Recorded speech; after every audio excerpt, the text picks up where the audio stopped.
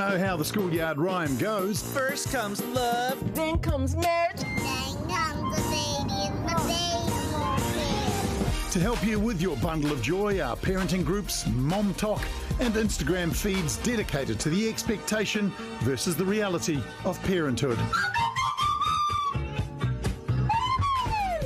As well as celebrating the cute moments along the way. But the picket fence and 2.5 kids isn't for everyone. See what's behind this door. No, is there a better door around here, maybe? A rising number of millennials and Gen Z are waking up to the fact that along with the baby carriage comes the exhaustion, the dirty nappies and the rising cost of childcare. Please, I don't want to do this anymore. So why not have kids? I personally have decided I'm not going to have children. Enter Danni Duncan, the Kiwi influencer making a name for herself by sharing the simple pleasures of a child-free life. And Danni joins us now from Christchurch. Danni, when did you decide having kids wasn't for you? Only about 2 years ago, actually. And it's kind of been a maybe within that 2 years, and then it's a firm decision now. So yeah, 2 years. What was the maybe about? Was it a hard decision to make?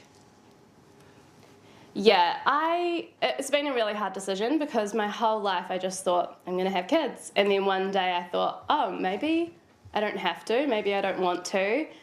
And that is a huge shift to make and quite a complex thing to think about because, you know, as people say, you're going to miss out on all these things, and I am going to miss out on all those things. And so it was, am I going to be okay missing out on all those things? And now, yeah, I've got to a stage where I feel really confident about it, but it definitely took a bit of time to get there.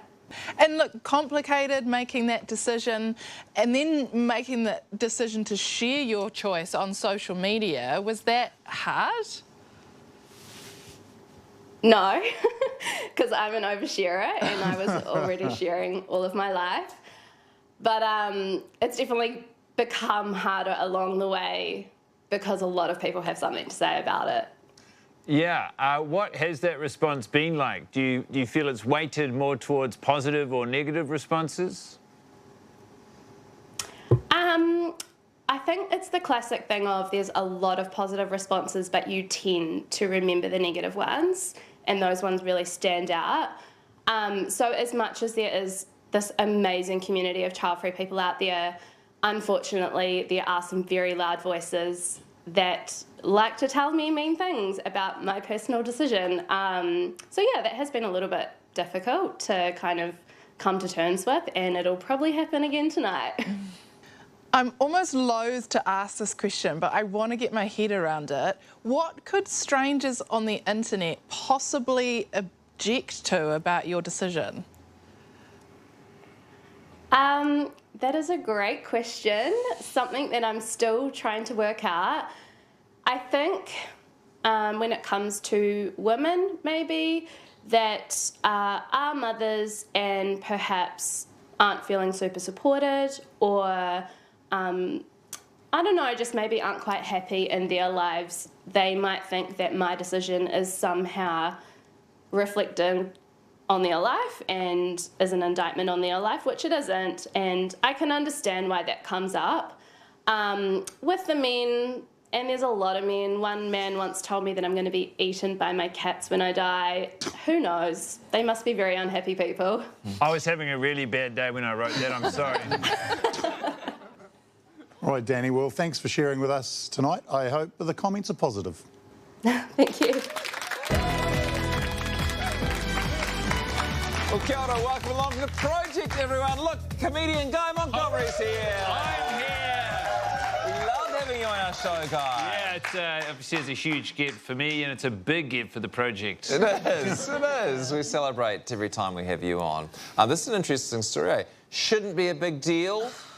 Weirdly it is. Why? Don't know. Maybe maybe it's just that old-fashioned thinking that this is what human beings are programmed to do, and if you go against that, then there's something a little bit strange about you.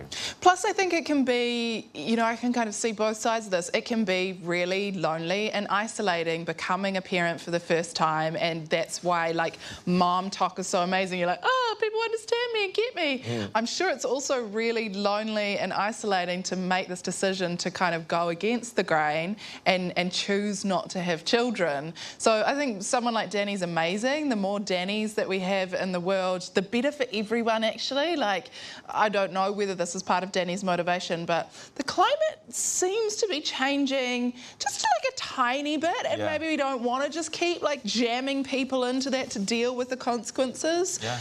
Yeah, people would always, you know, I've wondered in my own life whether or not I would like to have I'm a step parent, but to have a biological child, and people like to say, well, you know, you don't know, you could be depriving your, you know, the world, your child could be part of the solution. They could be the next Greta Thunberg. And to that I always say it seems pretty unlikely.